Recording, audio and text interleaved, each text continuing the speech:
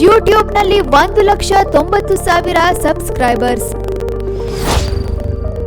ರಾಜ್ಯಾದ್ಯಂತ ಕೋಟಿ ಕೋಟಿ ವೀಕ್ಷಕರು. ಕೋಟಿ ಕೋಟಿ ವೀಕ್ಷಕರಿಗೆ ಧನ್ಯವಾದಗಳು. ನಿಮ್ಮ ಕನ್ನಡ ಮೀಡಿಯಂ 24x7.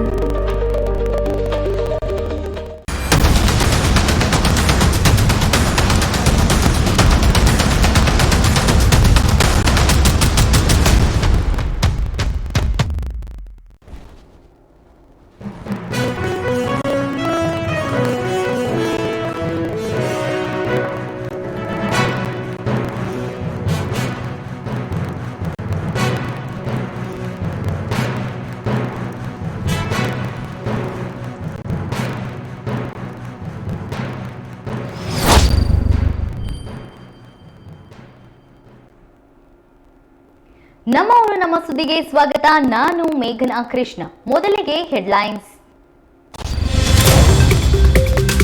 ಸೆಪ್ಟೆಂಬರ್ 1ಕ್ಕೆ ಧರ್ಮಸ್ಥಳ ಚಲೋ, ಎನ್ಐಎ ತನಿಖೆಗೆ ಒಪ್ಪಿಸಿದ ಎಂದ ಬಿಜೆಪಿ ರಾಜ್ಯಾಧ್ಯಕ್ಷ ಬಿವೈ ವಿಜಯೇಂದ್ರ. ಧರ್ಮಸ್ಥಳ ಅಪವಿತ್ರವಾಯಿತು ಎಂದ ಮಾಜಿ ಡಿಸಿಎಂ ಕೆಎಸ್ ಈಶ್ವರಪ್ಪ. ಸರ್ಕಾರಿ ನೌಕರರೇ ಎಚ್ಚರ ಎಚ್ಚರ, ಮಿನಿಸ್ಟರ್ ಪಿಎ ಅಂತ ಹೇಳಿಕೊಂಡು ಹಾಕಿದ ನಾಮ. ರಘುನಾಥ್ ಬಂಧನ ಎಸ್ಪಿ ವಿಪಿನ್ ಕುಮಾರ್ ಕೊಟ್ಟರು ಮಾಹಿತಿ. ಕೆಜಿಎಫ್ನಲ್ಲಿ ಮಿಂಚಿದ್ದ ಬಾಂಬೆ ಡಾನ್ ಇನ್ನಿಲ್ಲ, ಅನಾರೋಗ್ಯ ಕಾರಣದಿಂದಾಗಿ ನಟ ದಿನೇಶ್ ಸಾವು. ಮಂಗಳೂರು ಮೂಲದ ಕಲಾವಿದ ಇನ್ನೂ ನೆನಪು ಮಾತ್ರ.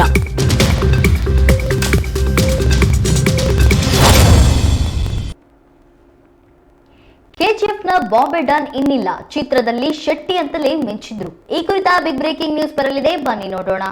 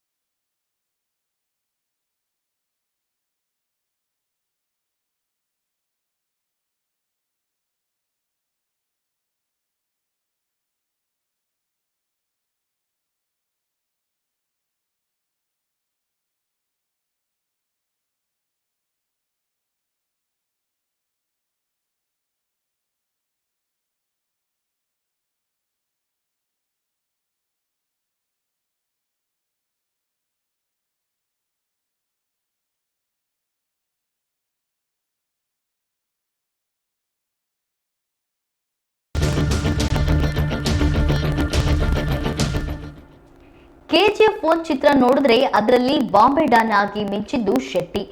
ಆ ಶೆಟ್ಟಿ ಪಾತ್ರಕ್ಕೆ ಜೀವ ತುಂಬಿದ್ದೆ ಮಂಗಳೂರಿನ ನಟ ದಿನೇಶ್. ಆದ್ರೆ ಅವರಿನ್ನೂ ನೆನಪು ಮಾತ್ರ.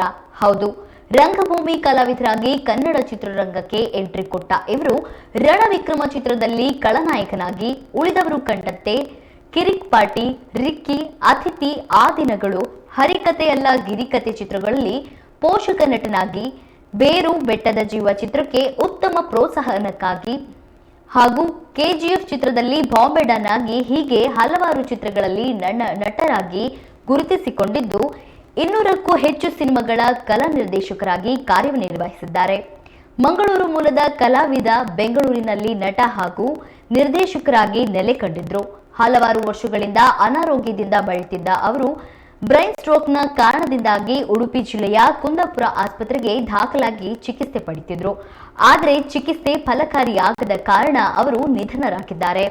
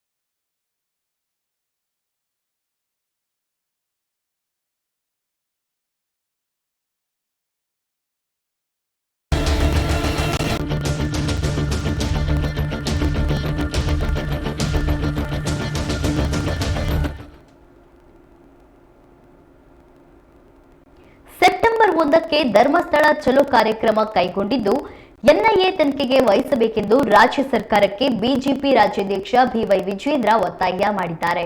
ಧರ್ಮಸ್ಥಳದ ಅಪಪ್ರಚಾರದ ಹಿಂದೆ ಷಡ್ಯಂತ್ರವಿದ್ದು ಇದು ಎನ್ಐಎ ತನಿಖೆಯಿಂದ ಮಾತ್ರ ಹೊರಬರಲು ಸಾಧ್ಯ ಎಂದು ಅವರು ಹೇಳಿದ್ದಾರೆ.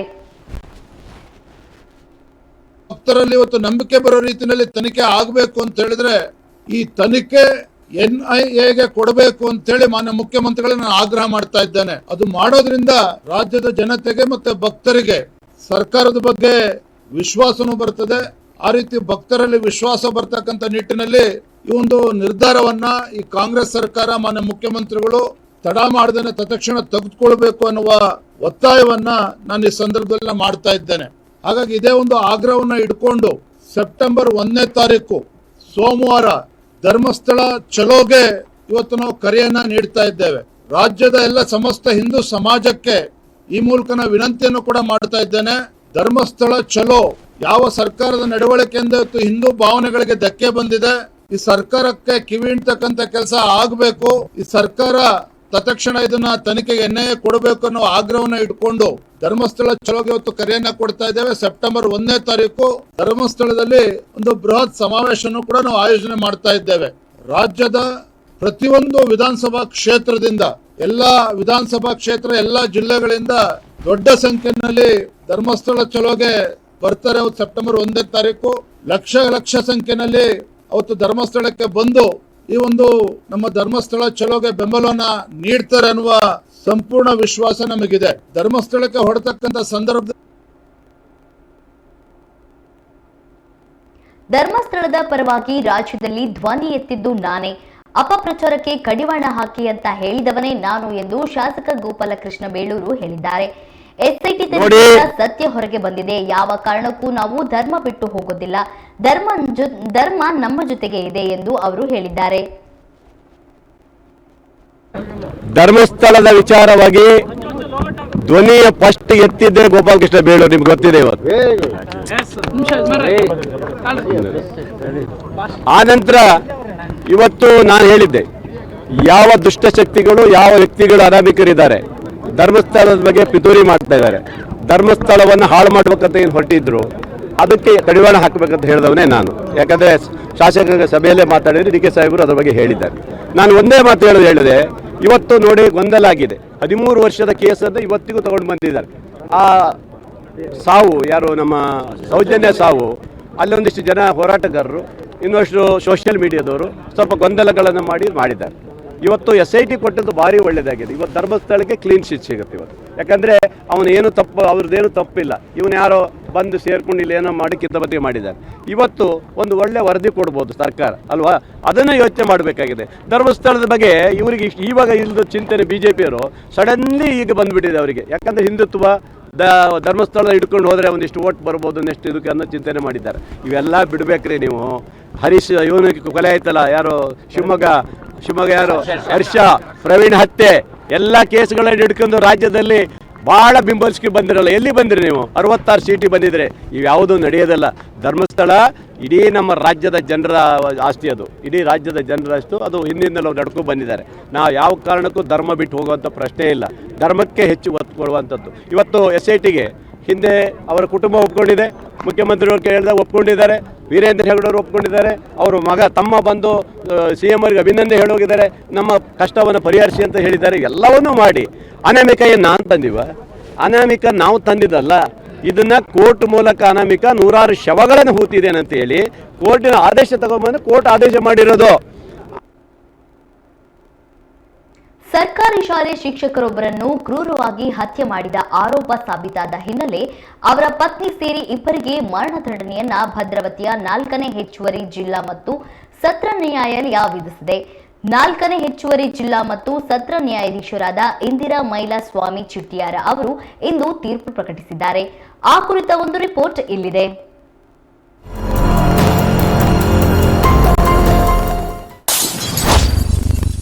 ಪ್ರೀತಿ ಕೊಂದ ಕೊಲೆಗಾತಿ 9 ವರ್ಷದ ನಂತರ ಬಂತು ತೀರ್ಪು. ಪತ್ನಿ ಮತ್ತು ಪ್ರಿಯಕರನಿಗೆ ಗಲ್ಲು ಶಿಕ್ಷೆ. 2016 ಜುಲೈ 7ರಂದು ಚನ್ನಾಪುರದಲ್ಲಿ ಶಿಕ್ಷಕ ಇಮ್ತಿಯಾಜ್ ಎಂಬುವವರನ್ನ ಹತ್ಯೆ ಮಾಡಲಾಗಿತ್ತು. ಅವರ ಮೃತದೇಹವನ್ನು ಭದ್ರಾವತಿ ಹೊಸ ಸೇತುವೆ ಸಮೀಪ ಭದ್ರಾ ನದಿಯಲ್ಲಿ ಎಸೆಯಲಾಗಿತ್ತು. ಅಂದು ಈ ಪ್ರಕರಣ ರಾಜ್ಯಾದ್ಯಂತ ಚರ್ಚೆಗೆ ಗ್ರಾಸವಾಗುವಂತೆ ಮಾಡಿತ್ತು. ಇಡೀ ಭದ್ರಾವತಿಯಲ್ಲಿ ಸುದ್ದಿಯಾಗಿದ್ದ ಪ್ರಕರಣದ ಜಾಡು ಹಿಡಿದ ಹೊರಟ ಪೊಲೀಸರು ಕೊನೆಗೂ ಪ್ರಕರಣವನ್ನು ಭೇದಿಸಿದ್ರು. ಇದಕ್ಕೆ ಶಿಕ್ಷಕಿಯೇ ಕಾರಣ ಅನ್ನೋದು ಗೊತ್ತಾಯಿತು.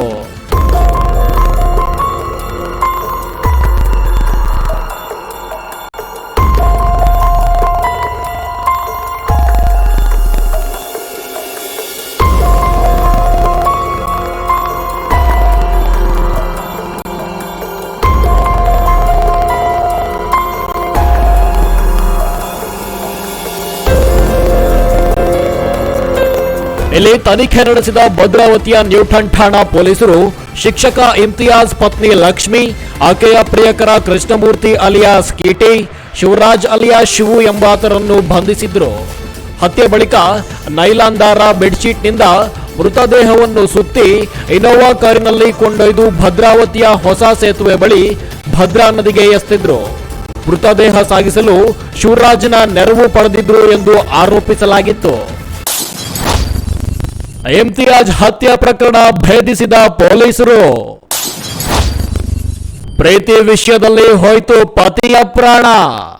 ಇಲ್ಲಿ ಪ್ರಕರಣದ ತನಿಖೆ ನಡೆಸಿದ ನ್ಯೂಟನ್ ಠಾಣಾ ಇನ್ಸ್ಪೆಕ್ಟರ್ ಚಂದ್ರಶೇಖರ್ ಟೀಕೆ ಅವರು ನ್ಯಾಯಾಲಯಕ್ಕೆ ದೋಷಾರೋಪ ಪಟ್ಟಿ ಸಲ್ಲಿಸಿದ್ರು. ಭದ್ರಾವತಿ ನ್ಯಾಯಾಲಯದಲ್ಲಿ ಇಷ್ಟು ವರ್ಷಗಳ ಕಾಲ ವಿಚಾರಣೆ ನಡೆದು ಕೊಲೆ ಆರೋಪ ಸಾಬೀತಾಗಿದೆ. ಆ ಹಿನ್ನೆಲೆಯಲ್ಲಿ ಪತಿಯನ್ನೇ ಕೊಲ್ಲಿಸಿದ ಶಿಕ್ಷಕಿ ಲಕ್ಷ್ಮಿ ಮತ್ತು ಪ್ರಿಯಕರ ಕೃಷ್ಣಮೂರ್ತಿಗೆ ಮರಣದಂಡನೆ ಶಿಕ್ಷೆ ವಿಧಿಸಲಾಗಿದೆ. ಸಾಕ್ಷಿ ನಾಶಕ್ಕೆ ನೆರವಾದ ಶಿವರಾಜ್ಗೆ 7 ವರ್ಷ ಜೈಲು ಶಿಕ್ಷೆ ವಿಧಿಸಲಾಗಿದೆ. ಇನ್ನು ಮೃತ ಶಿಕ್ಷಕ ಇಮ್ತಿಯಾಜ್ ಅವರ ತಾಯಿಗೆ ಬರೋಬ್ಬರಿ 10 ಲಕ್ಷ ರೂಪಾಯಿ ನೀಡುವಂತೆ ಆದೇಶಿಸಿತ್ತು. ಇಲ್ಲಿ ಸರ್ಕಾರಿ ಶಾಲೆ ಶಿಕ್ಷಕರೊಬ್ಬರನ್ನು ಕ್ರೂರವಾಗಿ ಹತ್ಯೆ ಮಾಡಿದ ಆರೋಪ ಸಾಬೀತಾದ ಹಿನ್ನೆಲೆ ಅವರ ಪತ್ನಿ ಸೇರಿ ಇಬ್ಬರಿಗೆ ಮರಣದಂಡನೆಯನ್ನು ಭದ್ರಾವತಿ 4ನೇ ಹೆಚ್ಚುವರಿ ಜಿಲ್ಲಾ ಮತ್ತು ಸತ್ರ ನ್ಯಾಯಾಲಯ ವಿಧಿಸಿದೆ. 4ನೇ ಹೆಚ್ಚುವರಿ ಜಿಲ್ಲಾ ಮತ್ತು ಸತ್ರ ನ್ಯಾಯಾಧೀಶರಾದ ಇಂದಿರಾ ಮೈಲಸ್ವಾಮಿ ಚೀಟಿಯಾರ ಅವರು ಇಂದು ತೀರ್ಪು ಪ್ರಕಟಿಸಿದ್ದಾರೆ. ಅದೇನೇ ಇದ್ರೂ ಮದುವೆಯಾಗಿದ್ದ ಪತಿಯ ಜೊತೆ ಶಿಕ್ಷಕಿಯಾದ ಲಕ್ಷ್ಮಿ ಅವರು ಸಂಸಾರ ಮಾಡಿಕೊಂಡು ಹಾಯಾಗಿರ್ಬೋದಿತ್ತು. ಅದನ್ನು ಬಿಟ್ಟು ಮತ್ತೊಬ್ಬನ ಜೊತೆ ಪ್ರೀತಿಸಿ ಪತಿಯನ್ನೇ ಕೊಂದಿದ್ದಕ್ಕೆ ಈಗ ಗಲ್ಲು ಶಿಕ್ಷೆಗೆ ಇಬ್ಬರು ಗುರಿಯಾಗಿದ್ದಾರೆ. ಇಲ್ಲಿ ಮಾಡಬಾರದನ್ನ ಮಾಡಿದ್ರೆ ಆಗಬಾರದು ಆಗತ್ತೆ ಅಂತಾರಲ್ಲ, ಹಾಗಾಗಿದೆ ಇವರಿಬ್ಬರ ಪರಿಸ್ಥಿತಿ. News room Kannada medium 24x7.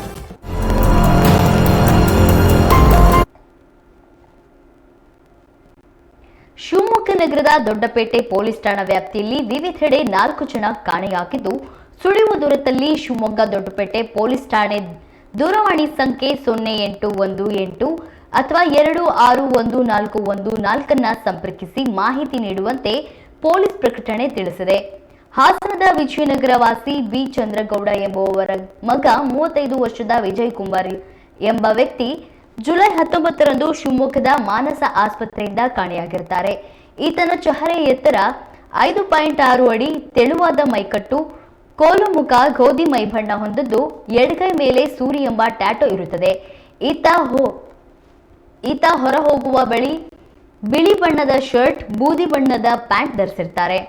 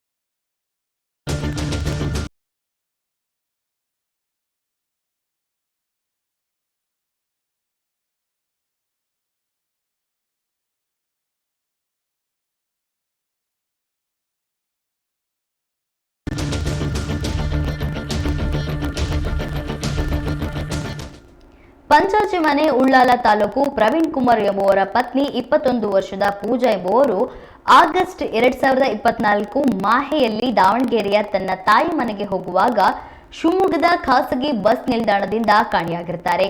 ಈಕೆಯ ಚಹರೆ 4.2 ಅಡಿ ಎತ್ತರ, ಸಾಧಾರಣ ಮೈಕಟ್ಟು, ಎಣ್ಣೆ ಕೆಂಪು ಮೈಬಣ್ಣ ಹೊಂದಿದ್ದು ಎಡ ಮೊಣಕೈ ಮೇಲೆ ಪ್ರವೀಣ್ ಮತ್ತು ಬಲ ಮೊಣಕೈ ಮೇಲೆ ಹಾಲು ಎಂದು ಟ್ಯಾಟೋ ಹಾಕಿಸಿಕೊಂಡಿರ್ತಾರೆ. ಮೈ ಮೇಲೆ ಹಳದಿ ಬಣ್ಣದ ಚೂಡಿದಾರು, ಬಿಳಿ ಬಣ್ಣದ ಪ್ಯಾಂಟ್ ಧರಿಸಿರ್ತಾರೆ.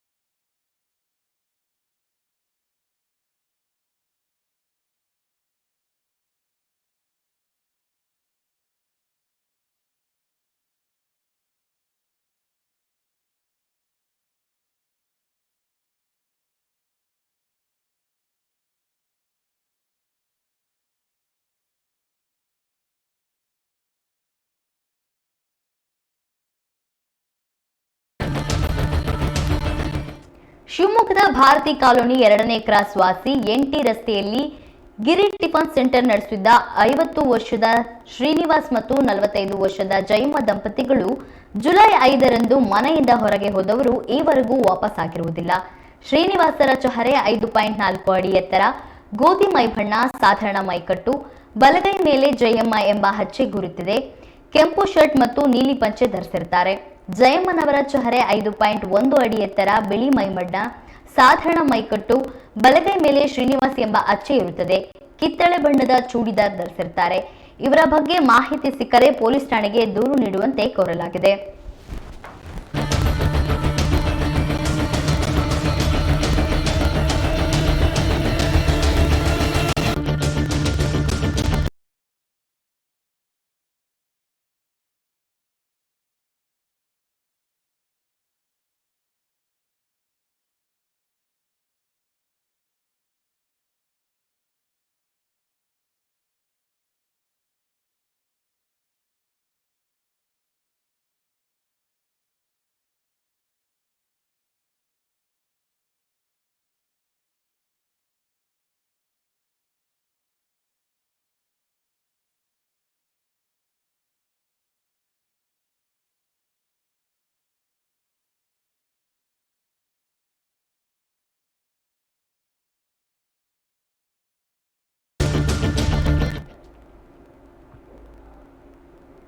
ಗಣೇಶನ ಹಬ್ಬ ಬಂದ್ರೆ ಸಾಕು ಇಡೀ ರಾಜ್ಯ ಶಿವಮೊಗ್ಗ ಮೇಲೆ ತನ್ನ ದೃಷ್ಟಿಯನ್ನ ಇಟ್ಟಿರುತ್ತೆ.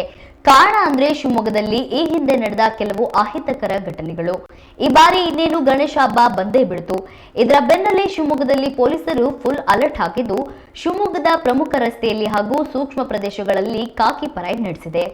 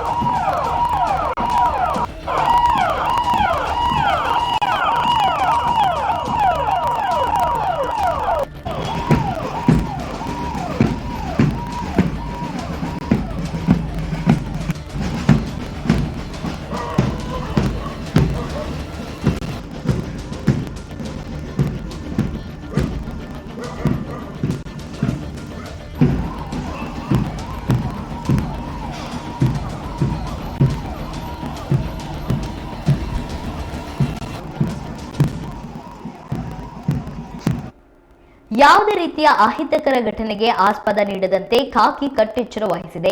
ಈಗಾಗಲೇ ಹಲವಾರು ರೌಡಿ ಶೂಟರ್ಗಳನ್ನ ಗಡಿಪಾರು ಮಾಡಿದೆ. 10 ಶಾಂತಿ ಸಭೆಗಳನ್ನ ನಡೆಸಲಾಗಿದೆ.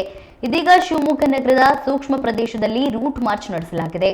ಶಿವಮೊಗ್ಗದ ಕೋಟೆ ಪೊಲೀಸ್ ಠಾಣೆಯಿಂದ ಪ್ರಾರಂಭವಾದ ಪೊಲೀಸ್ ಪಥ ಸಂಚಲನ ಆಂಜನೇಯ ಸ್ವಾಮಿ ದೇವಾಲಯ, ಮಾರಿಕಾಂಬ ದೇವಾಲಯ, ಮಹಾರಾಜ ರಸ್ತೆ, ಯಲ್ಲಪ್ಪನ ಕೇರಿ, ಲಷ್ಕರ್ ಮೊಹಲ್ಲಾ, ನಾಗಪ್ಪ ಕೇರಿ, ಉರ್ದು ಬಜಾರ್ ಸೇರಿ ಪ್ರಮುಖ ರಸ್ತೆಯಲ್ಲಿ ಹಾದು ಬಂದು ಶಿವಮೊಗ್ಗದ ಗೋಪಿ ವೃತ್ತದಲ್ಲಿ ಮುಕ್ತಾಯವಾಯಿತು.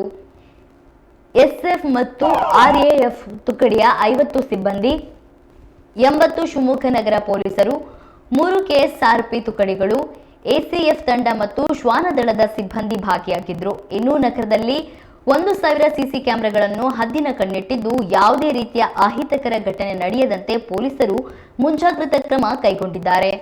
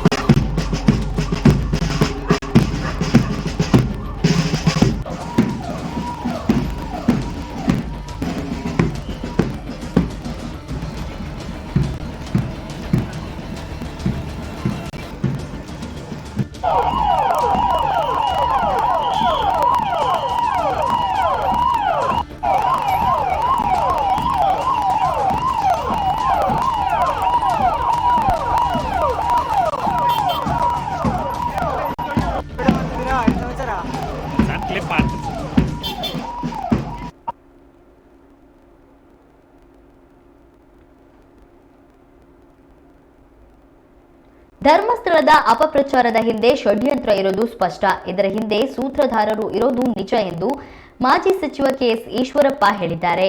ಚಿನ್ನಯ್ಯ ಹಗಲು ಹೊತ್ತು ಎಸ್ಐಟಿ ಜೊತೆ ಗುಂಡಿ ತೆಗೆದ್ರೆ ರಾತ್ರಿ ಹೊತ್ತು ಸೂತ್ರಧಾರಿಗಳ ಜೊತೆ ಸಂಚು ರೂಪಿಸ್ತಾ ಇದ್ರು.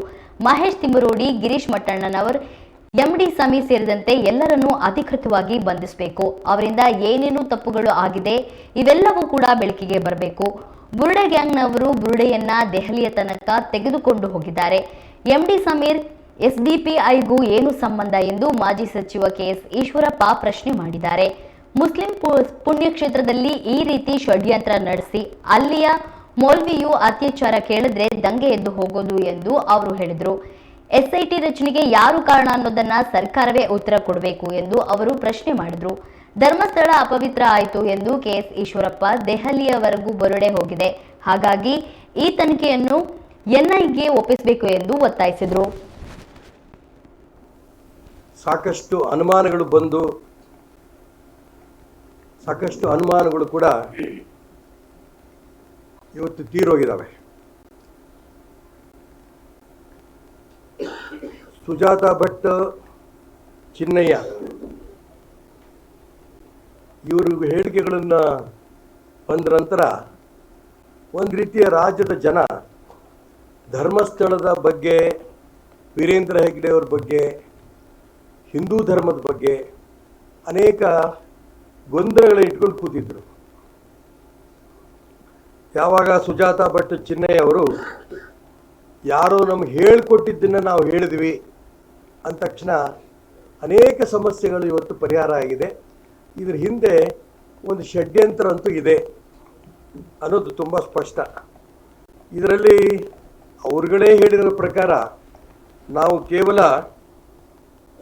ಪಾತ್ರಧಾರಿಗಳು, ಇದ್ರ ಹಿಂದೆ ಸೂತ್ರಧಾರಿಗಳು ಇದ್ದಾರೆ ಅನ್ನೋಂಥ ಅಂಶವನ್ನು ಕೂಡ ಅವರು ಹೇಳಿದ್ದಾರೆ. ಈ ಜೊತೆಗೆ ಚಿನ್ನಯ್ಯ ಪ್ರತಿದಿನ ಎಸ್ಐಟಿಯ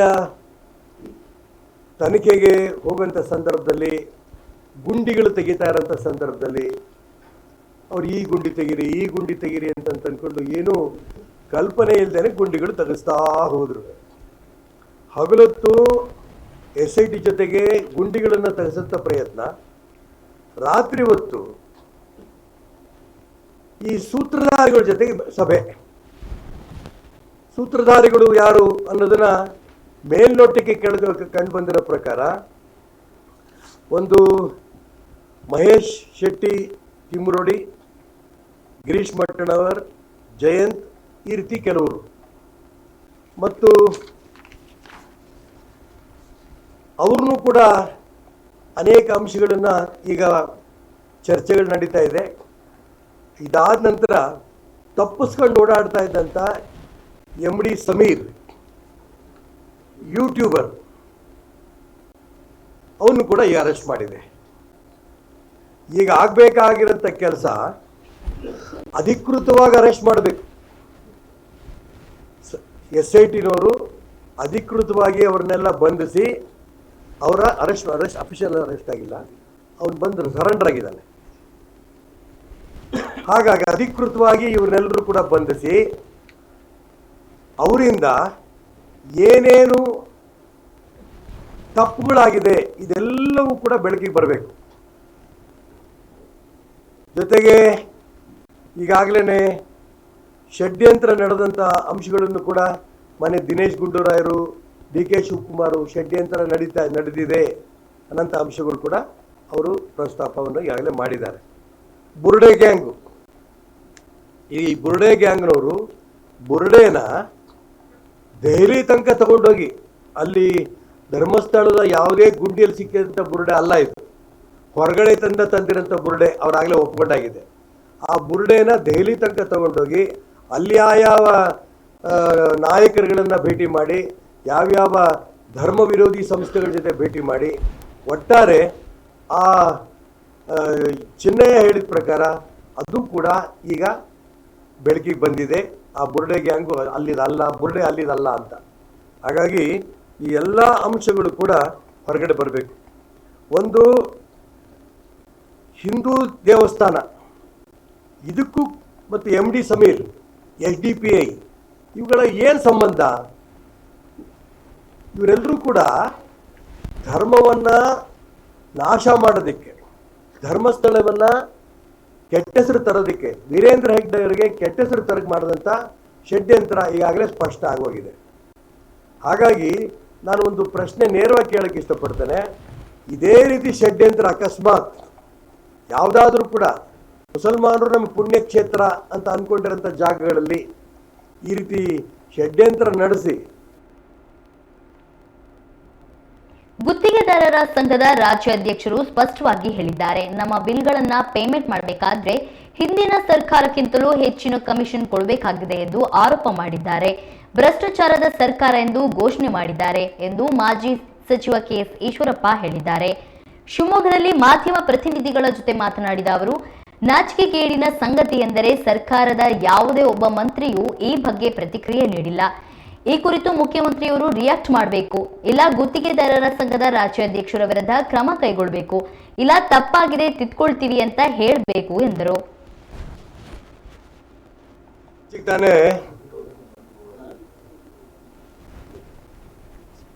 ಕಾಂಟ್ರಾಕ್ಟರ್ ಅಸೋಸಿಯೇಷನ್ ಅವರು ಶಿವಮೊಗ್ಗ ನಗರದಲ್ಲಿ ಅದರ ರಾಜ್ಯ ಅಧ್ಯಕ್ಷರು ಸ್ಪಷ್ಟವಾಗಿ ಹೇಳಿದ್ದಾರೆ, ರಾಜ್ಯ ಸರ್ಕಾರ ನಮ್ಮ ಬಿಲ್ಗಳನ್ನು ಪೇಮೆಂಟ್ ಮಾಡಬೇಕಾದ್ರೆ ಹಿಂದಿನ ಸರ್ಕಾರಕ್ಕಿಂತಲೂ ಕೂಡ ಹೆಚ್ಚಿಗೆ ನಾವು ಇದನ್ನು ಕಮಿಷನ್ ಕೊಡಬೇಕು. 60%ಗಿಂತ ಅನೇಕ ಕಡೆ ನಾವು ಕೊಡೋಂಥ ಪರಿಸ್ಥಿತಿ ಬಂದೋಗಿದೆ. ಇದನ್ನು ಕಾಂಟ್ರಾಕ್ಟರ್ ಅಸೋಸಿಯೇಷನ್ ಅಧ್ಯಕ್ಷರು ಬಹಿರಂಗವಾಗಿ ರಾಜ್ಯ ಸರ್ಕಾರದ ಮೇಲೆ ಇದು ಭ್ರಷ್ಟಾಚಾರದ ಸರ್ಕಾರ ಅಂತ ಘೋಷಣೆ ಮಾಡಿದ್ದಾರೆ. ಆದರೆ ಈ ನಾಚಿಕೆಗೆಟ್ಟ ಕಾಂಗ್ರೆಸ್ ಸರ್ಕಾರ ಒಬ್ಬ ಮಂತ್ರಿನೂ ಕೂಡ ಅದ್ರ ಬಗ್ಗೆ ರಿಯಾಕ್ಟ್ ಮಾಡಿಲ್ಲ. ಒಬ್ಬ ಮಂತ್ರಿ ಕೂಡ.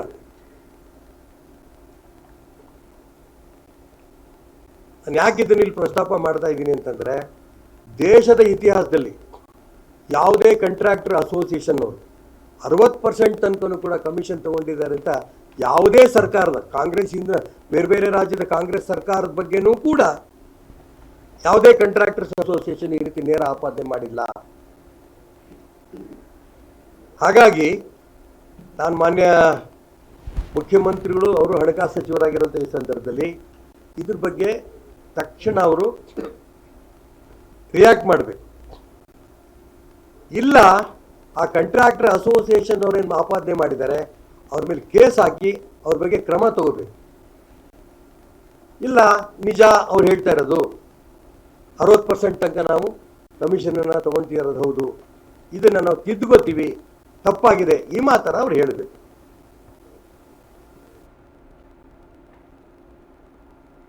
ಬುರುಡೆ ಗ್ಯಾಂಗ್ನಿಂದ ಧರ್ಮಸ್ಥಳಕ್ಕೆ ಕಳಂಕ ಬಂದಿದೆ. ಹಾಗಾಗಿ ಅದನ್ನು ಶುದ್ಧೀಕರಿಸುವ ಉದ್ದೇಶದಿಂದ ಸೆಪ್ಟೆಂಬರ್ 2ರಂದು ಗಂಗಾ ಮತ್ತು ತುಂಗಾ ನದಿಗಳ ನೀರನ್ನ ತೆಗೆದುಕೊಂಡು ಧರ್ಮಸ್ಥಳಕ್ಕೆ ತೆರಳುವುದಾಗಿ ಜಿಲ್ಲಾ ಪಂಚಾಯಿತಿ ಮಾಜಿ ಸದಸ್ಯ ಕೆಇ ಕಾಂತೇಶ್ ಹೇಳಿದ್ದಾರೆ. ಮಾಧ್ಯಮ ಪ್ರತಿನಿಧಿಗಳ ಜೊತೆ ಮಾತನಾಡಿದ ಅವರು, ಧರ್ಮಸ್ಥಳದಲ್ಲಿ 100 ಹೆಣಗಳನ್ನ ಹೂತು ಹಾಕಲಾಗಿದೆ ಎಂದು ಬುರುಡೆ ಗ್ಯಾಂಗ್ ಸುಳ್ಳು ಹೇಳುವ ಮೂಲಕ ಧರ್ಮಸ್ಥಳದ ಘನತೆಗೆ ಧಕ್ಕೆ ತಂದಿದೆ. ಆದ್ದರಿಂದ ಆ ಪವಿತ್ರ ಸ್ಥಳವನ್ನ ಶುದ್ಧೀಕರಿಸಲು ಸೆಪ್ಟೆಂಬರ್ 2ರಂದು ಬೆಳಗ್ಗೆ 8 ಗಂಟೆಗೆ ತಮ್ಮ ಮನೆಯಿಂದ 100 ವಾಹನಗಳಲ್ಲಿ ಪ್ರಯಾಣ ಬೆಳೆಸುವುದಾಗಿ ಕಾಂತೇಶ್ ತಿಳಿಸಿದರು. ಸಾವಿರಾರು ಜನಗಳನ್ನ ನಾವು ಊಟಿದ್ದೀವಿ ಅಂತ ಆ ಬುರುಡೆ ಗ್ಯಾಂಗಿನಿಂದ ಧರ್ಮಸ್ಥಳ ಶುದ್ಧೀಕರಣ ಆಗಬೇಕು ಅಂತ ಅನೇಕ ಹಿಂದೂಗಳ ಭಾವನೆ. ಈ ಭಾವನೆಗಳಿಗೆ ನಾವೆಲ್ಲರೂ ಕೂಡ ಸ್ಪಂದಿಸಿ ಇದೇ ಸೆಪ್ಟೆಂಬರ್ 2ನೇ ತಾರೀಕು ಗಂಗೆಯ ತೀರ್ಥ ಮತ್ತು ತುಂಗೆಯ ತೀರ್ಥ ಇದೆರಡನ್ನೂ ಕೂಡ ತಗೊಂಡು 100 ವಾಹನಗಳ ಮುಖಾಂತರ ಧರ್ಮಸ್ಥಳಕ್ಕೆ ಹೋಗಿ ಧರ್ಮಸ್ಥಳದ ಎಲ್ಲ ಬೀದಿಗಳಲ್ಲಿ ಈ ಒಂದು ಶುದ್ಧೀಕರಣದ ಕೆಲಸ ನಾವು ಧರ್ಮಸ್ಥಳ ಭಕ್ತರ ಒಂದು ವೃಂದದಿಂದ ನಾವು ಮಾಡೋರಿದ್ದೀವಿ. ಸೆಪ್ಟೆಂಬರ್ 2ನೇ ತಾರೀಕು ಬೆಳಿಗ್ಗೆ 8 ಗಂಟೆಗೆ ನಮ್ಮ ಮನೆಯಿಂದ ನಾವೆಲ್ಲರೂ ಕೂಡ 100 ವಾಹನಗಳಲ್ಲಿ ನಾವೆಲ್ಲರೂ ಕೂಡ ತೆರಳಲಿದ್ದೀವಿ. ಈ ಒಂದು ನೇತೃತ್ವವನ್ನು ನನ್ನ ತಂದೆಯವರಂತ ಕೆ.ಎಸ್. ಈಶ್ವರಪ್ಪನವರ ನೇತೃತ್ವದಲ್ಲಿ ಎಲ್ಲ ಹಿಂದೂ ಬಾಂಧವರು, ಸಮಸ್ತ ಧರ್ಮಸ್ಥಳದ ಏನು ಭಕ್ತ ಮಂಡಳಿ ಇರ್ಬೋದು, ವೀರೇಂದ್ರ ಹೆಗಡೆಯವರ ಅನುಯಾಯಿಗಳು ಅವರೆಲ್ಲರೂ ಕೂಡ ತಾವೆಲ್ಲರೂ ಕೂಡ ಬರಬೇಕು ಅಂತ ನಾನು ಈ ಒಂದು ಸಂದರ್ಭದಲ್ಲಿ ಕೇಳ್ಕೊಳ್ಲಿಕ್ಕೆ ನಾನು ಇಷ್ಟಪಡ್ತೇನೆ.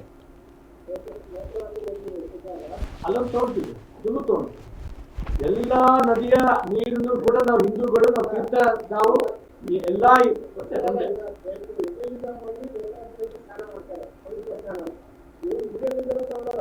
ಇಲ್ಲೆಲ್ಲಿನ ಪ್ರತಿಯೊಬ್ಬ ಹಿಂದೂಗಳ ಭಾವನೆ ಮೂಲ ನದಿ ಯಾವ್ದಪ್ಪ ಅಂತಂದ್ರೆ ಅದು ಗಂಗೆಯ ನದಿಯಿಂದ ನಾವು ತಗೊಂಡು ಹೋಯ್ತು. ಹಿಂದೂಗಳ ಭಾವನೆಗಳಿಗೆ ಧಕ್ಕೆ ಆಗಿರ್ತಕ್ಕಂಥ ಈ ಸಂದರ್ಭದಲ್ಲಿ ಪವಿತ್ರವಾದಂತ ಗಂಗೆಯ ತೀರ್ಥ ತಗೊಂಡೋದಂತ ಸಂದರ್ಭದಲ್ಲಿ ಅದು ಶುದ್ಧೀಕರಣ ಆಗುತ್ತೆ. ಗಂಗೆ, ತುಂಗೆ, ನೇತ್ರಾವತಿ ಪ್ರತಿಯೊಂದನ್ನು ಕೂಡ ಹಿಂದೂಗಳ ಭಾವನೆಯಲ್ಲಿ ಇರ್ತಕ್ಕಂಥದ್ದು ನಮ್ಮ ಪ್ರತಿನಿತ್ಯದ ಕೀರ್ತನೆ.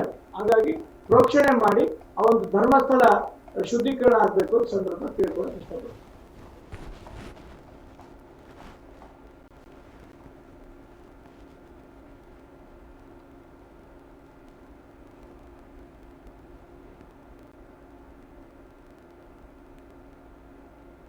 ಸೆಪ್ಟೆಂಬರ್ 1ರಂದು ರಾತ್ರಿ ಭೇಟಿಯಾಗೋಣ, ಅಭಿಮಾನಿಗಳಿಗೆ ಕಿಚ್ಚ ಸುದೀಪ್ ಸಂದೇಶ.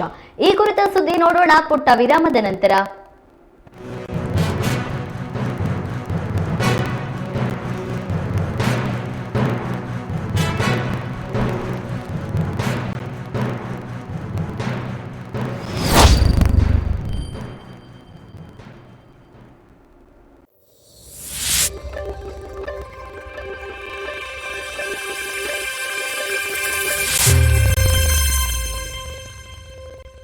ನಿಮ್ಮೂರಿನಲ್ಲಿ ಸಮಸ್ಯೆಗಳು ಇವೆಯಾ? ಸಂಬಂಧಪಟ್ಟವರ ಗಮನಕ್ಕೆ ತಂದ್ರೂ ಪ್ರಯೋಜನವಾಗಿಲ್ವೇ? ಹಾಗಾದ್ರೆ ನೀವು ಮಾಡಬೇಕಾಗಿರೋ ಕೆಲಸ ಇಷ್ಟೇ. ನಿಮ್ಮೂರಿನ ಸಮಸ್ಯೆ ಕುರಿತು ವಿಡಿಯೋ ಮಾಡಿ ಸ್ವಲ್ಪ ಮಾಹಿತಿ ನೀಡಿ. ಆ ವಿಡಿಯೋವನ್ನ ಈ ನಂಬರ್ಗೆ ಕಳುಹಿಸಿಕೊಡಿ.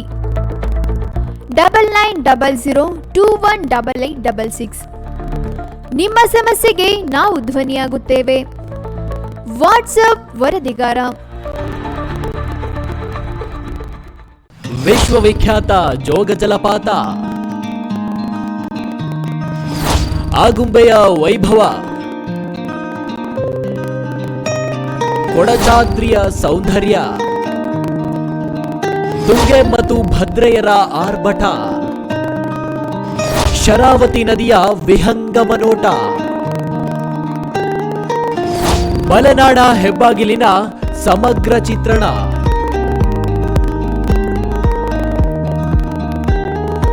ಈಸೂರಿನ ಹೋರಾಟದ ಕಿಚ್ಚು. ಸಮಾಜವಾದಿ ನೆಲಗಟ್ಟು ರಾಜಕೀಯ ಶಕ್ತಿ ಕೇಂದ್ರ. ಮಲೆನಾಡಿನ ಸಮಗ್ರ ಸುದ್ದಿಗಳಿಗಾಗಿ ಕನ್ನಡ ಮೀಡಿಯಂ 24x7 ವೀಕ್ಷಿಸಿ.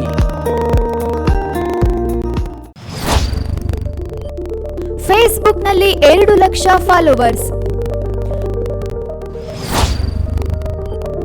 ಯೂಟ್ಯೂಬ್ನಲ್ಲಿ 1,90,000 ಸಬ್ಸ್ಕ್ರೈಬರ್ಸ್, ರಾಜ್ಯಾದ್ಯಂತ ಕೋಟಿ ಕೋಟಿ ವೀಕ್ಷಕರು. ಕೋಟಿ ಕೋಟಿ ವೀಕ್ಷಕರಿಗೆ ಧನ್ಯವಾದಗಳು. ನಿಮ್ಮ ಕನ್ನಡ ಮೀಡಿಯಂ 24x7.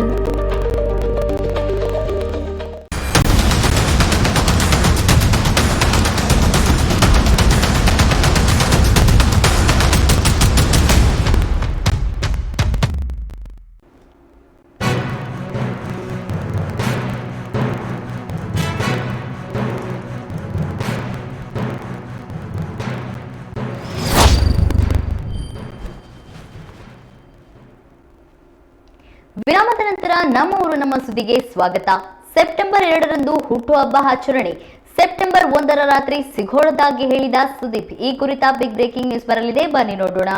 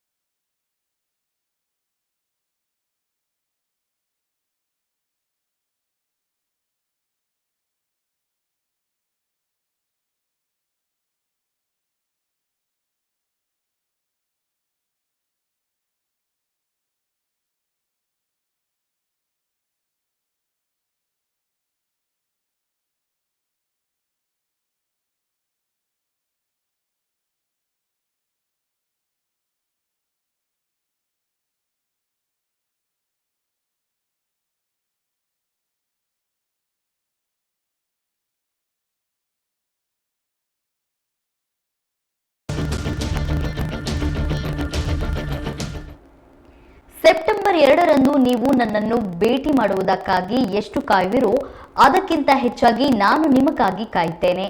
ಆ ದಿನ ನೀವು ಪಡುವ ಸಂಭ್ರಮ, ಆಚರಿಸುವ ವಿಡಿಯೋಗಳನ್ನು ನೋಡಿದಾಗ ಪ್ರತಿ ಸಲವೂ ನನಗೆ ಮರುಹುಟ್ಟು ಪಡೆದಂತಾಗ್ತದೆ. ನಿಸ್ಸಂದೇಹವಾಗಿ ನನ್ನ ಬದುಕಿಗೆ ಮೌಲ್ಯ ತುಂಬಿದವರು ನೀವು. ನಿಮ್ಮೆದುರು ನಿಂತು ವಿನೀತನಾಗುವುದಕ್ಕಿಂತ ಖುಷಿ ಏನಿದೆ? ಆದ್ದರಿಂದಲೇ ದಶಕಗಳಿಂದ ನಿಮ್ಮನ್ನು ಮನೆಯ ಹತ್ತಿರ ಭೇಟಿ ಮಾಡುತ್ತಲೇ ನಾನು ಸಂಭ್ರಮಿಸುತ್ತಿದ್ದೇನೆ. ಆದರೆ ಈ ಸಲ ತುಂಬಾ ಕಷ್ಟವಾಗ್ತಿದೆ, ಏಕೆಂದರೆ ಅಮ್ಮನಿಲ್ಲದ ಮೊದಲ ವರ್ಷವಿದು. ಅಮ್ಮನಿಲ್ಲದ ಸಂಭ್ರಮವನ್ನು ಊಹಿಸಿಕೊಳ್ಳುವುದು ನನಗೆ ಕಷ್ಟವಾಗ್ತಿದೆ.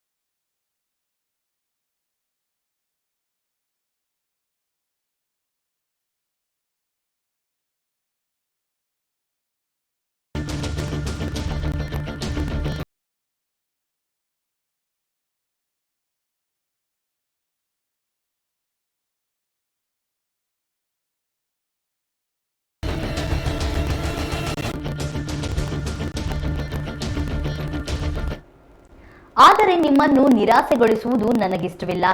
ನಿಮ್ಮ ಮೂಲಕವೇ ನನ್ನ ಹುಟ್ಟುಹಬ್ಬ ಹುಟ್ಟಬೇಕು. ಗಡಿಯಾರ 12 ಗಂಟೆ ಎಂದು ಸದ್ದು ಮಾಡುವಾಗ ನನಗೆ ನಿಮ್ಮ ಶುಭಾಶಯಗಳೇ ಕಿವಿಗೆ ಕೇಳಬೇಕು, ಅವುಗಳೇ ಎದೆಗೆ ಎಳೆಯಬೇಕು. ಆದ್ರಿಂದ ಸೆಪ್ಟೆಂಬರ್ 1ರ ರಾತ್ರಿ ನಾವೆಲ್ಲರೂ ಒಂದು ಕಡೆ ಸೇರೋಣ. ಎಲ್ಲಿ ಹೇಗೆ ಅನ್ನೋದನ್ನ ತಿಳಿಸ್ತೇನೆ. ಆದ್ರೆ ಮಾರನೇ ದಿನ ಅಂದರೆ ಸೆಪ್ಟೆಂಬರ್ 2ರಂದು ದಯವಿಟ್ಟು ಯಾರು ಮನೆ ಹತ್ರ ಬರಬೇಡಿ. ನಾನು ಆ ದಿನ ಮನೆಯಲ್ಲಿ ಇರುವುದಿಲ್ಲ. ನಾನಿರುವುದಿಲ್ಲವೆಂದು ಹೇಳಿದ ಮೇಲೂ ನೀವು ಮನೆ ಬಳಿ ಬಂದು ಕಾದರೆ ನನ್ನ ಮನಸ್ಸಿಗೆ ನೋವಾಗುತ್ತದೆ.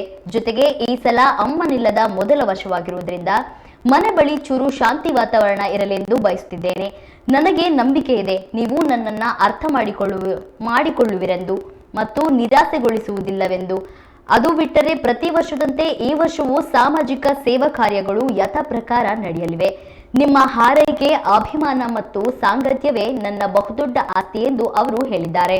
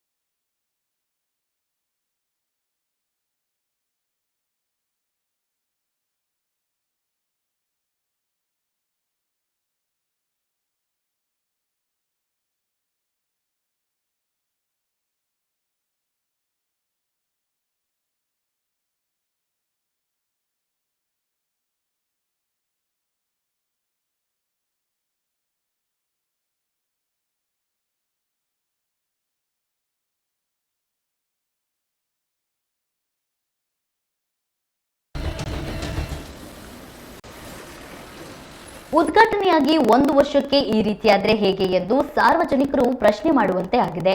ಇನ್ನು ಅಕ್ಕಪಕ್ಕದ ರಸ್ತೆಗಳು ಸಹ ಸಂಪೂರ್ಣ ಗುಂಡಿಮಯವಾಗಿವೆ.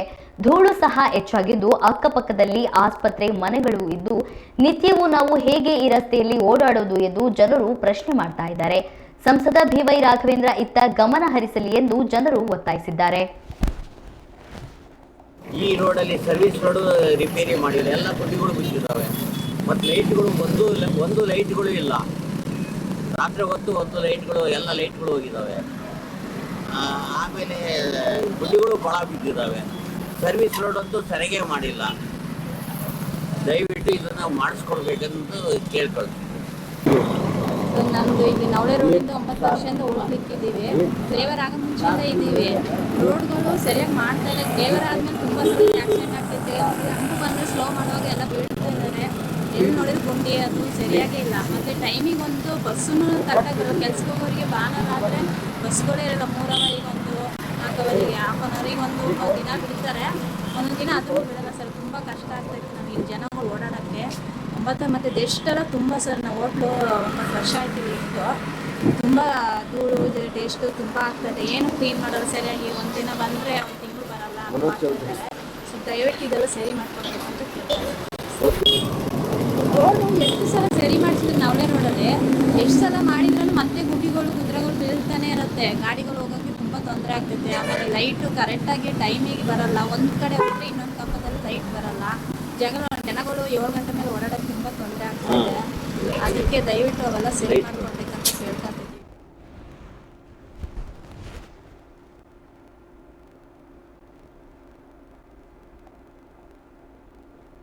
ಲಿಂಗನಮಕ್ಕಿ ಜಲಾಶಯದ ಹರಿವಿನ ಪ್ರಮಾಣ ಕಡಿಮೆಯಾಗಿದ್ದು ಸದ್ಯ ಜಲಾಶಯಕ್ಕೆ ಒಳಹರಿವಿನ ಪ್ರಮಾಣ 9,188 ಕ್ಯೂಸೆಕ್ ಆಗಿದ್ದು ಹೊರಹರಿವಿನ ಪ್ರಮಾಣ 8,943 ಕ್ಯೂಸೆಕ್ ಆಗಿದೆ. ಇನ್ನು ಜಲಾಶಯದ ಗರಿಷ್ಠ ಮಟ್ಟ 1,819 ಅಡಿಯಾಗಿದ್ದು ಜಲಾಶಯದ ಪ್ರಸ್ತುತ ಮಟ್ಟ 1,817 ಅಡಿಯಾಗಿದೆ. ಎಚ್ಚರಿಕೆಯ ಮುನ್ಸೂಚನೆಗೆ ಒಳಗಾಗಿದ್ದ ಶರಾವತಿ ನದಿ ಪಾತ್ರದ ಜನರಿಗೆ ಇದೀಗ ತುಸು ನೆಮ್ಮದಿಯ ನಿಟ್ಟುಸಿರು ಬಿಡುವಂತಾಗಿದೆ.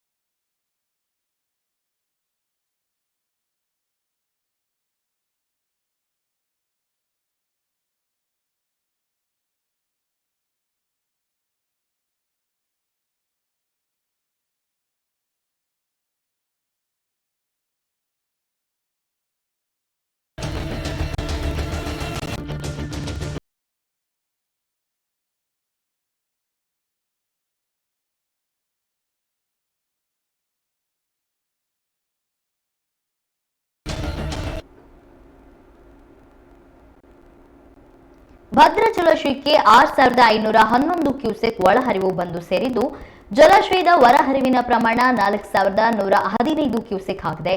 ಇನ್ನು ಜಲಾಶಯದ ಒಟ್ಟು ಸಂಗ್ರಹಣಾ ಸಾಮರ್ಥ್ಯ 186 ಅಡಿಯಾಗಿದ್ದು ಜಲಾಶಯದ ಪ್ರಸ್ತುತ ಮಟ್ಟ 184.3 ಅಡಿಯಾಗಿದೆ. ಈಗಾಗಲೇ ಜಲಾಶಯ ಭರ್ತಿಯಾಗಿರುವುದರಿಂದ ಮಧ್ಯ ಕರ್ನಾಟಕದ ಜನರು ನೆಮ್ಮದಿಯ ನಿಟ್ಟುಸಿರು ಬಿಡುವಂತೆ ಆಗಿದೆ. ಅಲ್ಲದೆ ಕಾಲುವೆಗಳಿಗೂ ನೀರು ಹರಿಸಲಾಗುತ್ತಿದ್ದು ಮುಂಗಾರು ಬೆಳೆಗಳಿಗೆ ಅನುಕೂಲವಾಗಿದೆ.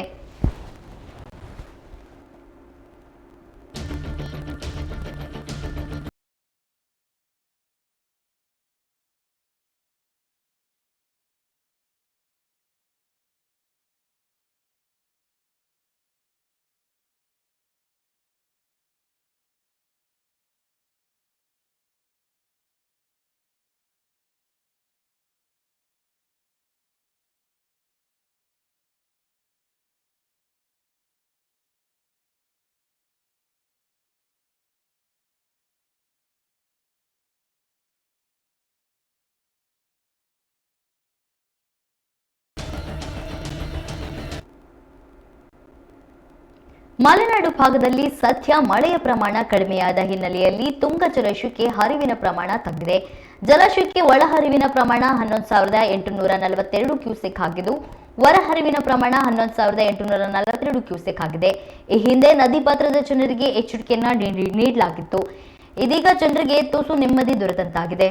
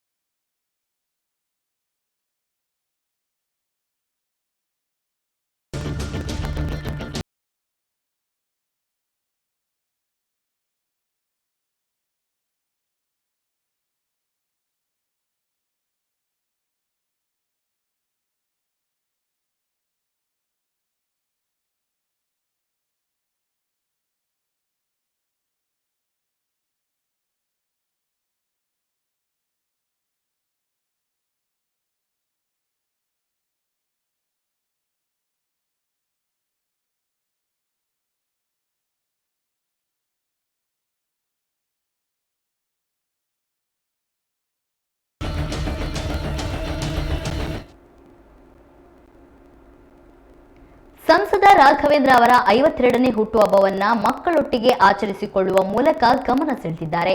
ಶಿವಮೊಗ್ಗದ ವೀರಶೈವ ಪುಣ್ಯಾಶ್ರಮದ ಹಾನಗಲ್ಲ ಶ್ರೀ ಕುಮಾರ ಮಹಾಸ್ವಾಮಿಗಳ ಸಭಾಭವನದಲ್ಲಿ ಓಂ ಶಕ್ತಿ ಹಾಗೂ ತುಂಗಭದ್ರಾ ಸೇವಾ ಸಮಿತಿ ವತಿಯಿಂದ ಆಚರಿಸಲಾಗಿದೆ.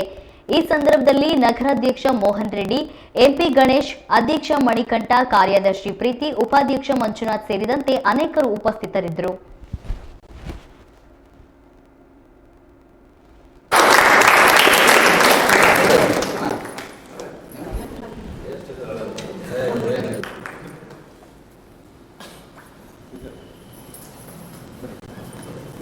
ಅಭಿವೃದ್ಧಿ ಅಧಿಕಾರ ಪಿ.ವೈ. ರಾಘವೇಂದ್ರನವರಿಗೆ ವಂದೇ ಮಾತರಂ ಮಾತರಂ ಭಾರತ್ ಮಾತಾ ಕಿ ವಂದೇ ಮಾತರಂ.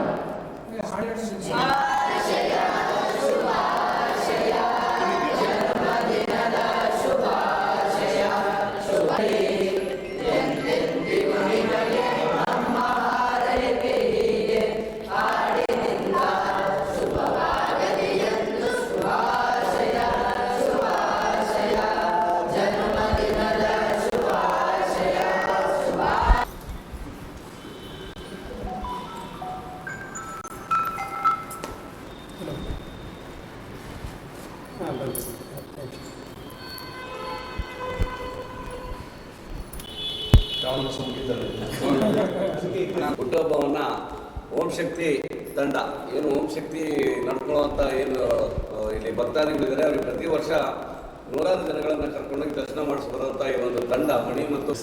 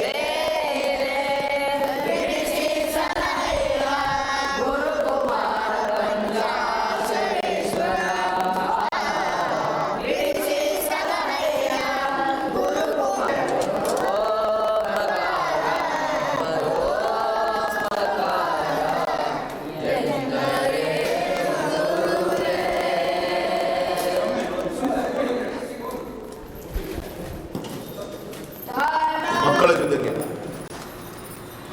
ನನ್ನ ಜನ್ಮದಿನಾಚರಣೆಯನ್ನು ಆಚರಣೆ ಮಾಡುವಂಥದ್ದು ಒಂದು ಅವಕಾಶವನ್ನು ಮಾಡಿಕೊಟ್ಟಂಥ ಮಠದ ಎಲ್ಲ ಆಡಳಿತ ಮಂಡಳಿಯ ಸದಸ್ಯರಿಗೆ, ವಿಶೇಷವಾಗಿ ನನ್ನ ಸೋದರಿ ಪ್ರೀತಿ ಮತ್ತು ಮಣಿ ಇತರ ಎಲ್ಲ ಸ್ನೇಹಿತರೆಲ್ಲ ಸೇರಿ ಮಾಶಕ್ತಿ ಕಮಿಷನ್ ಅಧ್ಯಕ್ಷರಾದಂಥ ಶಾಮು ಮಂಜನಾಯಕರು ಎಲ್ಲರೂ ಸೇರಿ ಈ ಪವಿತ್ರವಾದ ಕಾರ್ತಿಕ್ ಅವರು ಎಲ್ಲರೂ ನಮ್ಮ ಮೋಹನ್ ರೆಡ್ಡಿ ಅವರ ಧ್ವನಿ ಕಾರ್ಯ ಆಗ್ತಾ ಇದೆ. ನಾನು ಅಭಿನಂದಿಸ್ತೇನೆ. ನಿಮ್ಮೆಲ್ಲರ ಅಪೇಕ್ಷೆ ತಕ್ಕಂತೆ ಇನ್ನೂ ಒಳ್ಳೆ ಕಾರ್ಯಗಳನ್ನು ಮಾಡ್ಕೊಂಡು ಹೋಗೋ ಶಕ್ತಿ ಆ ದೇವರು ಎಲ್ಲರೂ ಕೂಡ ಕೊಡಲಿ ಅಂತ ಕೇಳ್ಕೊತ, ವಿಶೇಷವಾಗಿ ಪುಟ್ಟರಾಜ ಗವಾಯಿಗಳು ದೇವರು ಎಲ್ಲದೂ ಕೊಟ್ಟಿರ್ತಾನೆ.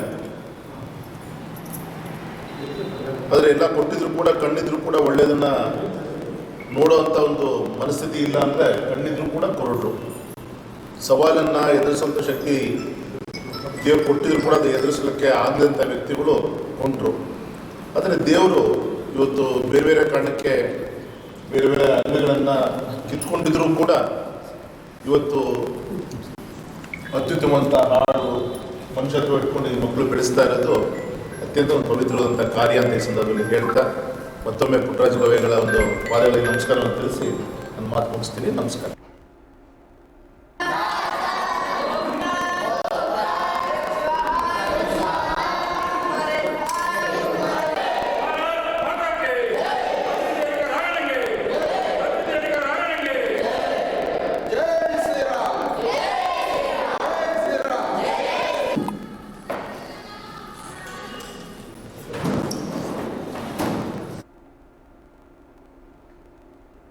ರಾಜ್ಯದ ಅತಿದೊಡ್ಡ ಜಲಾಶಯ ಲಿಂಗನಮಕ್ಕಿ ಭರ್ತಿಯಾಗಿದ್ದು, ಜಿಲ್ಲಾ ಉಸ್ತುವಾರಿ ಸಚಿವ ಮಧು ಬಂಗಾರಪ್ಪ ಅವರು ಶಾಸಕ ಗೋಪಾಲಕೃಷ್ಣ ಬೇಳೂರು ಅವರ ಜೊತೆ ಜಲಾಶಯ ವೀಕ್ಷಣೆ ಮಾಡಿದ್ರು.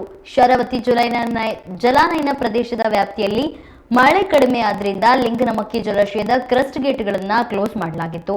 ಭಾನುವಾರ ಉಸ್ತುವಾರಿ ಸಚಿವರ ಜಲಾಶಯಕ್ಕೆ ಭೇಟಿ ನೀಡಿ ಪರಿಶೀಲನೆ ನಡೆಸಿದ್ರು. ಈ ವೇಳೆ ಕ್ರಸ್ಟ್ ಗೇಟ್ಗಳನ್ನು ಓಪನ್ ಮಾಡಲಾಯಿತು.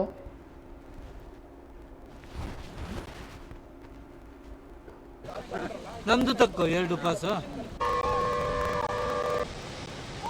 ಅವಾಗ ಹೇಳ್ತೀವಿ ರೆಡಿನ ಹೋಗ್ತಾರಲ್ಲ.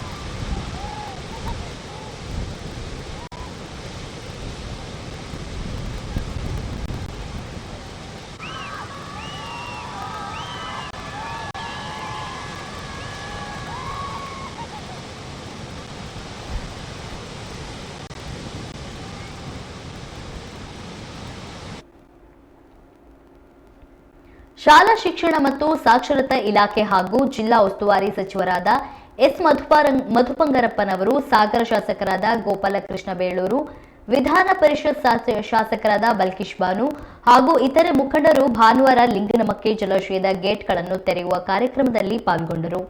ಗೇಟ್ಗಳನ್ನು ತೆರೆಯುವ ಕಾರ್ಯಕ್ರಮಕ್ಕೆ ಚಾಲನೆ ನೀಡಿದ ಸಚಿವರು ಮಾತನಾಡಿ, 5 ಗೇಟ್ಗಳ ಮೂಲಕ ಸುಮಾರು 3.5 ಸಾವಿರ ಕ್ಯೂಸೆಕ್ ನೀರನ್ನ ಶರಾವತಿ ನದಿಗೆ ಬಿಡಲಾಗಿದೆ.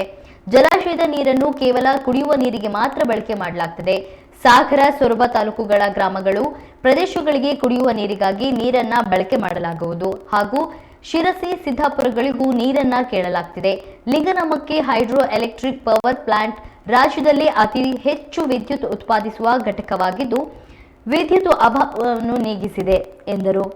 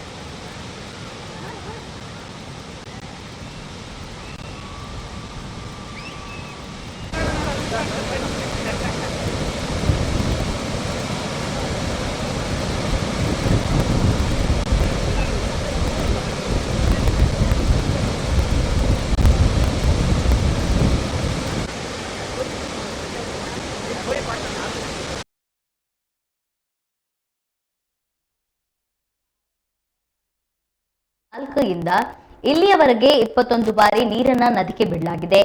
ಈ ನೀರನ್ನು ಜಿಲ್ಲೆಯ ಕುಡಿಯುವ ನೀರಿಗೆ ಹೊರತಾಗಿ ನೀರಾವರಿ ಸೇರಿದಂತೆ ಬೇರೆ ಯಾವ ಯೋಜನೆಗೂ ಬಳಸಿಕೊಳ್ಳಲಾಗುವುದಿಲ್ಲ ಎಂದು ಶಾಸಕ ಗೋಪಾಲಕೃಷ್ಣ ಬೇಳೂರು ಹೇಳಿದರು. ಜಲಾಶಯ ವೀಕ್ಷಣೆ ಬಳಿಕ ಮಾತನಾಡಿದ ಅವರು, ಶರಾವತಿ ಪಂಪ್ಡ್ ಸ್ಟೋರೇಜ್ ಯೋಜನೆಗೆ ಸಂಬಂಧಿಸಿದ ಮಾಹಿತಿಯನ್ನು ನೀಡಿದರು.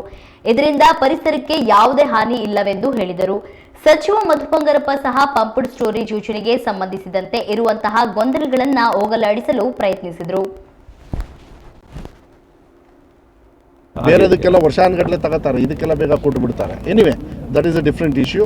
ಬಟ್ ಈಗ ಅದಕ್ಕೆ ಕೊಟ್ಟಿದ್ದಾರೆ, ಇಬ್ಬರು ಆನ್ಸರ್ ಮಾಡಬೇಕು, ಕೇಂದ್ರ ಸರ್ಕಾರ, ರಾಜ್ಯ ಸರ್ಕಾರ ಇಬ್ಬರು ಕೂಡ ಯಾವುದೇ ಥರದ ಪರಿಸರ ಹಾನಿ ಆಗದೇ ಇರತಕ್ಕಂಥ ರೀತಿಯಲ್ಲಿ ನಾವು ಮಾಡ್ತೀವಿ ಅಂತ ಹೇಳಿದ್ದಾರೆ. ಪರಿಸರವಾದಿಗಳು ಏನು ಅವರ ಕನ್ಸರ್ನ್ ಇದೆ ಅದನ್ನು ಅವರಿಗೆ ಚರ್ಚೆ ಮಾಡಿ, ಅವರಿಗೆ ಮನವರಿಕೆ ಮಾಡಿ ಮುಂದೆ ತೊಗೊಂಡು ಹೋಗ್ತಕ್ಕಂಥ ವ್ಯವಸ್ಥೆಯನ್ನು ನಾವು ಮಾಡ್ತೀವಿ ಅಂತ ಹೇಳಿ ಅವರು KG ಜಾರ್ಜ್ ಅವರು ವಿಧಾನಸಭೆಯಲ್ಲಿ ಹೇಳಿರೋದ್ರಿಂದ ನಾನು ಅದನ್ನು ಹೆಚ್ಚು ಹೇಳದೇ ಇರತಕ್ಕಂಥದ್ದು ಒಳ್ಳೆಯದು ಅಂತೇಳಿ ಭಾವಿಸ್ತೀನಿ. ರಾಜ್ಯ ಸರ್ಕಾರ ಕಮಿಷನ್ ಆಸೆಗಾಗಿ ಇದನ್ನ ಮಾಡ್ತಾ ಇದೆ ಪಂಪ್ ಸ್ಟೋರೇಜ್. ಹಂಗಾರೆ ಅಷ್ಟು ಫಾಸ್ಟಾಗಿ ಯಾಕೆ ಸೆಂಟ್ರಲ್ ಗೌರ್ಮೆಂಟ್ ಅವ್ರವ್ರು ಪಾಲ್ದಾರಿದ್ರೂ ಇದರೊಳಗೆ ಪರ್ಮಿಷನ್ ಕೊಟ್ರಲ್ಲಪ್ಪ ವೆಂಕಟೇಶ್ ಅವರೇ, ಇದನ್ನ ಸೆಂಟ್ರಲ್ ಗೌರ್ಮೆಂಟ್ ಬೇರೆದಕ್ಕೆಲ್ಲ ಇದು ಮಾಡ್ತಾರೆ. ಅದಕ್ಕೆ ಯಾರೋ ಒಬ್ರು ಹೇಳ್ತಾರೆ, ಪಾಲ್ದಾರ್ ಹೇಳ್ತಾರೆ ಅಂದ್ರೆ ಅದು ನಾವೊಂದು ನಿಮಿಷ ಹೇಳ್ತೀವಿ ಅದನ್ನೆಲ್ಲ ನೋಡಿ. ಹಂಗಾದ್ರೆ ಈಗ ಬಂದಿದ್ದ ಕಾಮಗಾರಿನ ಯಡಿಯೂರಪ್ಪ ಮಕ್ಕಳು ಹಾಲಪ್ಪನವರು ಅದು ಅದಕ್ಕಾಗೆ ಮಾಡಿದ್ರು ಅವರು. ಯಡಿಯೂರಪ್ಪ ಅದಕ್ಕೆ ಅಂದ್ರೆ ನಾನು ಹೇಳೋದು ಈ ತರ ಯೋಜನೆಗಳು ತಂದೆ ದುಡ್ಡು ಮಾಡಕ್ ಮಾಡಿದಾರ ಅವರು. ನಾಚಿಕೆ ಆಗ್ಬೇಕ್ರಿ ಇದು. ಅಲ್ಲ, ಇದು ಮುಂದಿನ ಜನರೇಷನ್ಗೆ ಇವತ್ತು ಉಪಯೋಗವಾಗಿರುವಂತ ಒಂದು ಇದು ಯೋಜನೆ ಇದು ಅಲ್ವಾ. ಡ್ಯಾಮ್ ಕಟ್ಟಂಗಿಲ್ಲ, ಇರೋ ನೀರನ್ನೇ ತಗೊಂಡು ಮೇಲೆ ಹಾಕ್ಬಿಟ್ಟು ಕರೆಂಟ್ ಉತ್ಪಾದನೆ ಮಾಡುವಂತ ಕೆಲಸವನ್ನ ಮಾಡಿದಾಗ ಇವರು ಇವನು ಹೊಟ್ಟೆಗೆ ಏನ್ ತಿಂತಾನೆ ಇವರು ಅದೇ ಮಾಡಿರ್ಬೇಕಾಗಿರೋ. ಸಿಗಂದೂರು ಸೇತುವೆಗೂ ಇವರು ಹಂಗಾರೆ ಪಾಲ್ದಾರ ಏನ್ರಿ ಮಾತಾಡ್ಬೇಕಾದ್ರೆ ಯೋಚನೆ ಮಾಡಲ್ಲ, ಸುಮ್ಮನೆ ಇದು ಮಾಡ್ತಾರೆ. ನೋಡಿ, ಒಂದಿಷ್ಟು ಅರಣ್ಯ ಭೂಮಿ ಹೋಗಿದೆ, ಅದಕ್ಕೆ ಇವತ್ತು ಪರ್ಯಾಯವಾಗಿ ನಾವು ಇವತ್ತು ರೆವಿನ್ಯೂ ಜಾಗವನ್ನು. ಇದೀಗ ಮತ್ತೊಮ್ಮೆ ಹೆಡ್ಲೈನ್ಸ್. ಸೆಪ್ಟೆಂಬರ್ 1ಕ್ಕೆ ಧರ್ಮಸ್ಥಳ ಚಲೋ, ಎನ್ಐಎ ತನಿಖೆಗೆ ಒಪ್ಪಿಸಿದ ಎಂದ ಬಿಜೆಪಿ ರಾಜ್ಯಾಧ್ಯಕ್ಷ BY ವಿಜಯೇಂದ್ರ. ಧರ್ಮಸ್ಥಳ ಅಪವಿತ್ರವಾಯಿತು ಎಂದ ಮಾಜಿ ಡಿಸಿಎಂ KS ಈಶ್ವರಪ್ಪ. ಸರ್ಕಾರಿ ನೌಕರರೇ ಎಚ್ಚರ ಎಚ್ಚರ, ಮಿನಿಸ್ಟರ್ ಪಿ ಅಂತ ಹೇಳಿಕೊಂಡು ಹಾಕಿದ ನಾಮ. ರಘುನಾಥ್ ಬಂಧನ, ಎಸ್ಪಿ ವಿಪಿನ್ ಕುಮಾರ್ ಕೊಟ್ಟರು ಮಾಹಿತಿ. ಕೆಜಿಎಫ್ನಲ್ಲಿ ಮಿಂಚಿದ್ದ ಬಾಂಬೆ ಡಾನ್ ಇನ್ನಿಲ್ಲ, ಅನಾರೋಗ್ಯ ಕಾರಣದಿಂದಾಗಿ ನಟ ದಿನೇಶ್ ಸಾವು. ಮಂಗಳೂರು ಮೂಲದ ಕಲಾವಿದ ಇನ್ನೂ ನೆನಪು ಮಾತ್ರ.